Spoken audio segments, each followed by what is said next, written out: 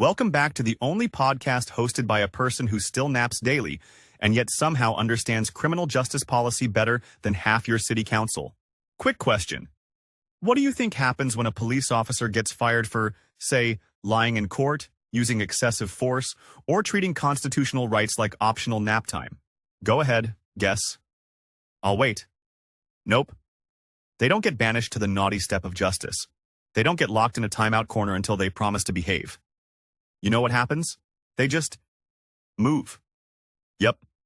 They take that same badge, polish it up, and stroll into the department next door like it's a neighborhood lemonade stand.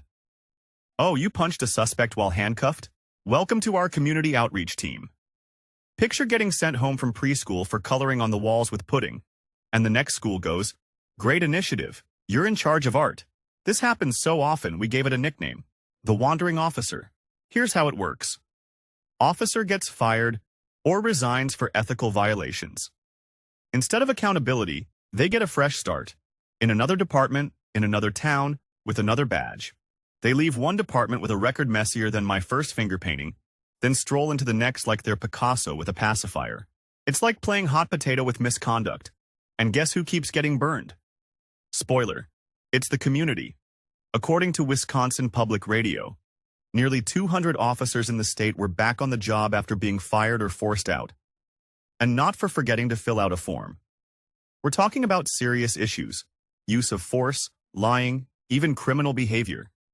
One officer had been charged with assaulting his ex-wife. Fired.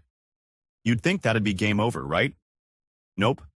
Another department scooped him up like he was on clearance. Another officer left amid allegations of excessive force, then was hired by a school district. I can hear you now. That's got to be an exception, right? Bless your innocent, rattle-shaking heart. This is more routine than snack time meltdowns. A report by Reuters found that fired officers from California to D.C. were rehired more than 200 times over a 5-year span. 200. If I spilled juice 200 times, I'd be banned from the kitchen and put on a sippy cup probation list. But apparently, some folks spill public trust and get new keys to the city. In D.C., one officer was fired for lying during an internal investigation, then hired back after appealing. Another officer got fired for making up traffic stop reports that never happened. Not only did he get his job back, he also got back pay. According to a growing pile of research, officers who are fired or resign under investigation are 2 to 3 times more likely to get rehired at a different agency compared to officers who leave under normal circumstances. And those officers? They're also more likely to be involved in future misconduct. It's like the world's worst version of Pokemon. Got to rehire them all. But here's the kicker. There's no national system to track these wandering officers. That's right. We track whether my diaper brand got recalled, but not whether a former officer used force 5 times inappropriately, lied on a report, or, oh, I don't know, shot someone. Departments might check previous employment. They might even ask for a reference. But often, they don't dig too deep. Because there's pressure to fill vacancies and silence protects liability. Some states have decertification boards meant to prevent bad cops from jumping ship to another badge. But most of those boards? They're slower than teething. They only decertify officers for felony convictions or extreme misconduct. And that's if the department even reports the misconduct to them, which they don't always do. Why?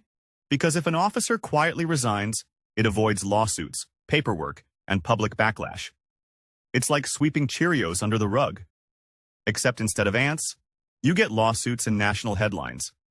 Now look, I'm all for second chances. I really am. I've spilled apple juice on the same teddy bear 4 times and he still forgives me.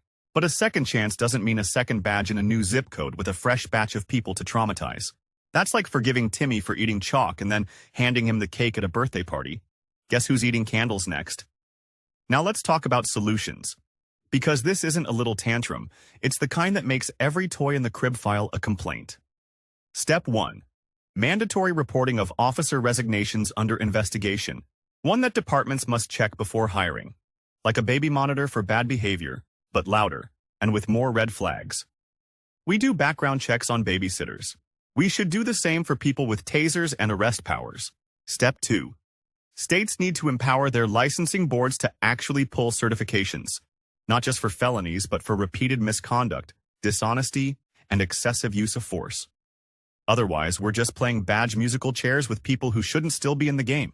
If we expect police officers to hold the line, we need to stop moving the goalposts when it comes to integrity. Now, I'm just a baby. I don't have a badge. I don't have a pension. But I do have a very sharp sense of injustice and a microphone I barely understand how to use. That's enough for today's nap-length policy meltdown. So remember, smash that like button like it's hiding misconduct records. Comment below with your thoughts, especially if you've ever said, "Wait, didn't that officer work in 3 other towns?" And subscribe, because this baby's got more justice rants than teething rings, and I am just getting started. See you next week, folks. Until then, keep your officers honest, your hiring practices transparent, and your baby hosts well-fed.